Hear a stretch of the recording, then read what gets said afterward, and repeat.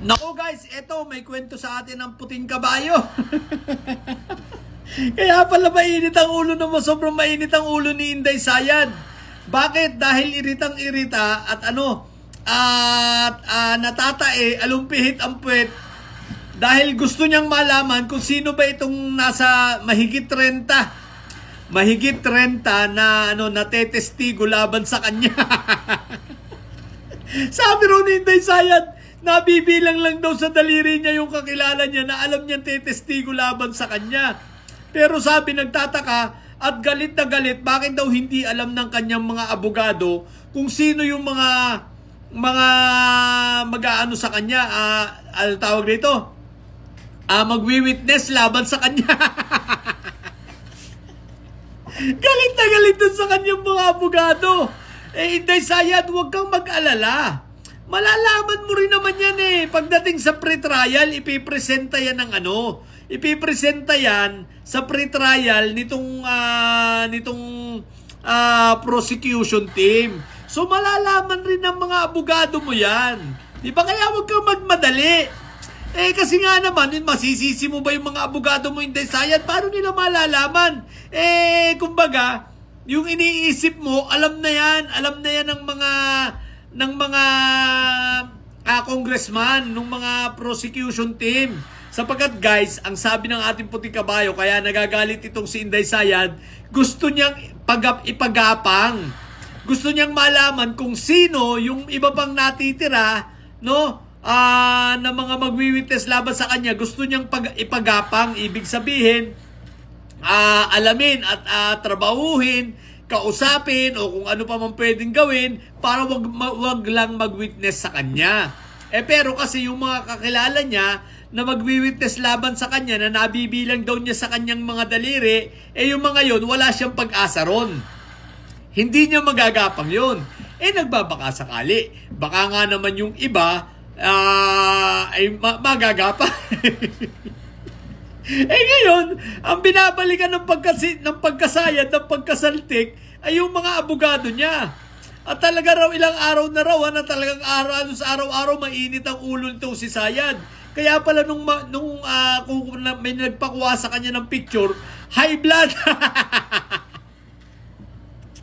Tapos pumunta pa sa Mindanao, pinalalaya siya ron.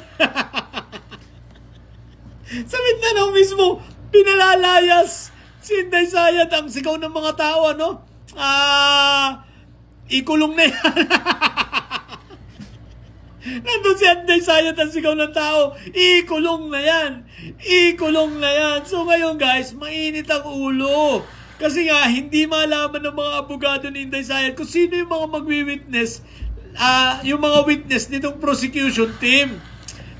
Bubot talaga to si Sayad. Alam namang ipaalam sa inyo agad-agad. Siyempre, malalaman nyo yun sa pre-trial sa 18. Pero para ipaalam sa inyo, hindi.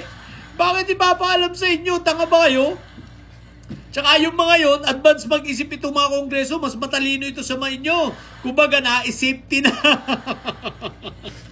Iniisip mo palang Inday Sayad na gumawa ng masama, nakasafe na ang mga to. Sabi nga, safety first.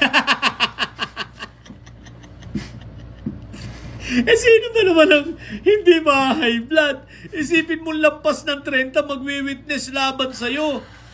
Magpapatotoo. Si Inday Sayad, alam niya na marami siyang mali, marami siyang mga kalukuhang pinagagawa, marami siyang mga korupsyon na pinagagawa. Hindi niya alam kung sino-sino itong mga magwi-witness na ito. Baka magulat siya dahil bakit? Baka isa sa mga katulong na pinalayas niya at sinampal niya, dati lumayas sa kanyang bahay, baka isa yun magwi-witness this laban sa kanya. Dahil yun marami ring alam. Diba? Malay mo, baka yun isa sa mga magwi-witness, yung mga sinampal ni Inday Sayad na katulong nilang pinalayas niya, diba? Hindi natin alam. Kaya itong si Inday Sayad, aburido, taranta na, galit na. Bakit daw hindi malaman ng mga abogado niya? Anong faith na si Sayad na Motek? Kaya katuwa naman yung binalita ng puting kabayong ito sa atin. Ganun na pala kadesperado si Sayad, no? Galit na gagalit. Sa bagay, may punto nga naman. Ba't hindi malaman ng mga abogado? Pero, ba't naman malalaman ng mga abogado yun? Siyempre, strategy nga ng prosecution yun Hindi niya talaga malalaman yun. What the heck? Yun lang. Sa mga bobot didilis at may saya dyan. Matili kayo mga bobot may saya. Sapagkat ang may saya dahil laging high blood. Bye!